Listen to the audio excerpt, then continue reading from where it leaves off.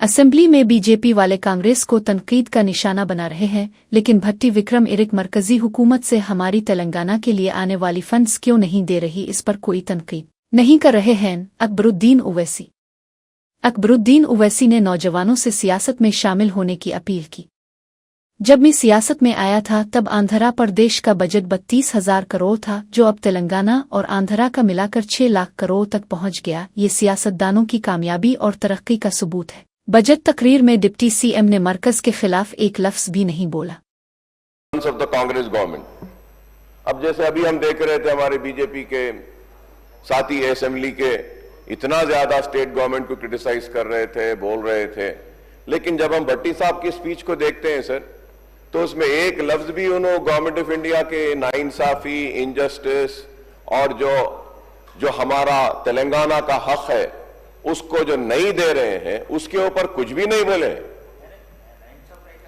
So I'll tell you, I'll give the details. So, सब जब ऐसा हम बाहर जाते हैं सर, कहीं दावत में जाते हैं, सब जने शायद हम पावर में हैं इसलिए people show the respect and everything, but we also hear that अरे politicians, politics, we don't want to.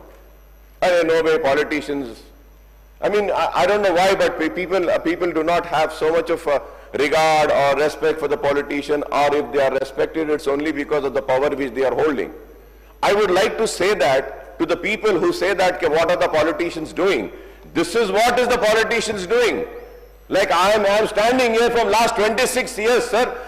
Right from 32,000, we have grown to 6,27,324. This is the wonderful work that all the politicians, all the ruling parties, all the leaders of the opposition, all the floor leaders have contributed to the progress and development of the state, and this is why we are standing here.